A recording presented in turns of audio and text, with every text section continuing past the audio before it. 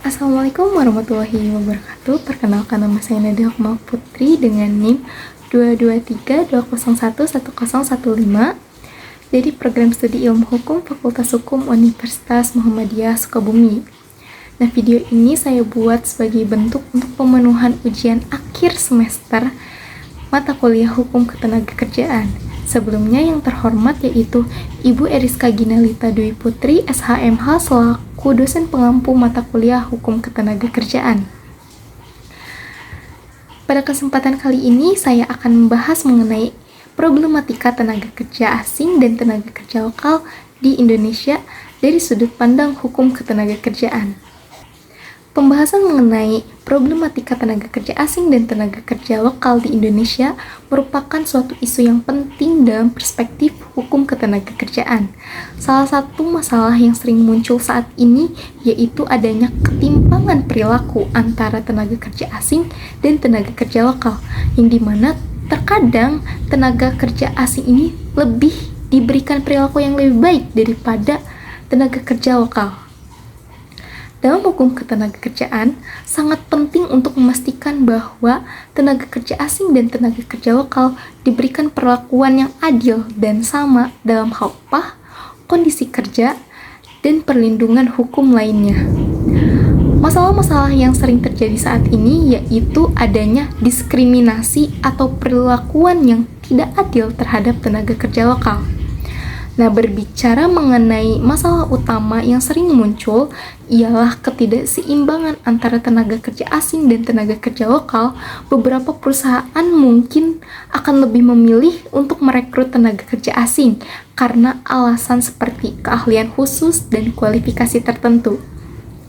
Namun, hal ini itu dapat menjadi masalah karena dapat mengakibatkan ketidakadilan bagi tenaga kerja lokal dalam potensi dan berpotensi untuk menimbulkan konflik sosial. Kemudian tenaga kerja asing di Indonesia haruslah tunduk pada hukum keimigrasian dan hukum ketenagakerjaan yang berlaku di Indonesia. Mereka tentunya harus memenuhi persyaratan seperti memiliki pendidikan dan kompetensi yang sesuai dengan jabatan yang akan didudukinya.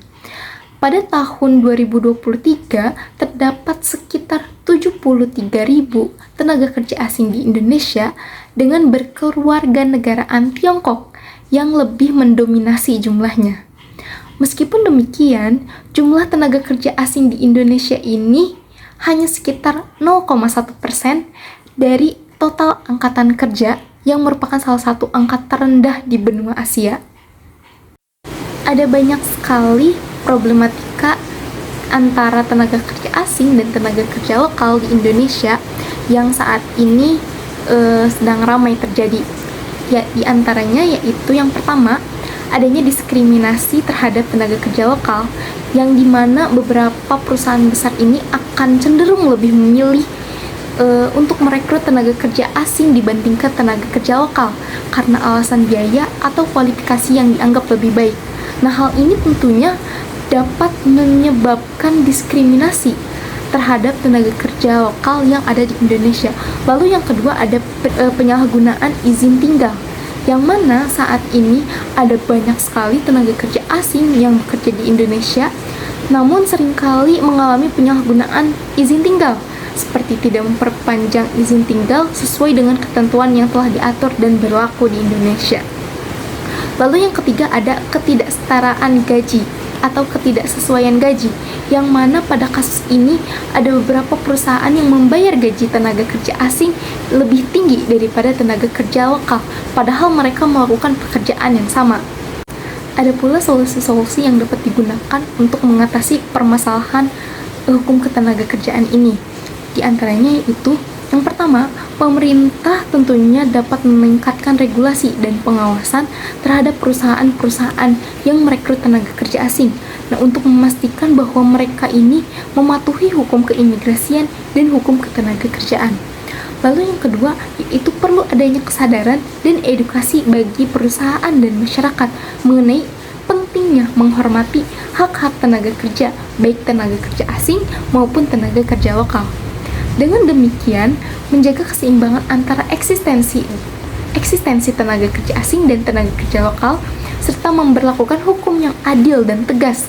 Diharapkan dapat menciptakan lingkungan kerja yang sehat dan berkeadilan bagi semua pihak, baik itu tenaga kerja asing maupun tenaga kerja lokal yang ada di Indonesia. Selain itu, pemerintah juga dapat memberikan intensif kepada perusahaan untuk merekrut tenaga kerja lokal, seperti program pelatihan atau pengembangan keterampilan bagi tenaga kerja lokal.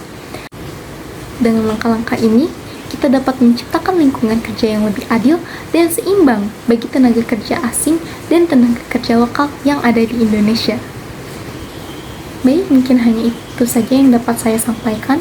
Terima kasih telah menonton video ini. Semoga video ini dapat memberikan manfaat baik dan dapat dijadikan sebagai referensi.